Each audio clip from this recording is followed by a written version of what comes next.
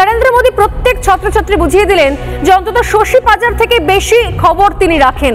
তিনি খবর রাখেন যে কাদম্বিনী দেবীর জন্মদিন কবে, তিনি খবর রাখেন যে এই মাটি শুধুমাত্র বঙ্কিমচন্দ্র, নজরুল, রবীন্দ্রনাথের নয়, একই সঙ্গে এই মাটি শ্যামাপ্রসাদ মুখার্জিরও মাটি।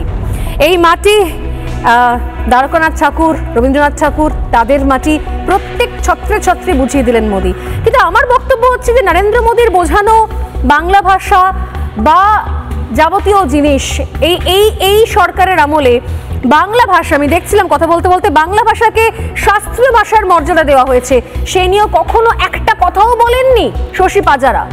কেউ তাদের চিন্তা রয়েছে সেই সমস্ত সংখ্যালঘু যারা ঘটনাচক্রে বাংলায় কথা বলছেন, যারা ওপার বাংলা থেকে আসছে, রোহিঙ্গা বা বাংলাদেশি, তারা যেভাবে ভিন ভিন রাজ্যে চলে যাচ্ছে, বিভিন্ন রাজ্য থেকে ধরা পড়ছে, জিজ্ঞাসাবাদ করা হচ্ছে, তাদের নিয়ে শুধুমাত্র চিন্তা ভাবনা রয়েছে।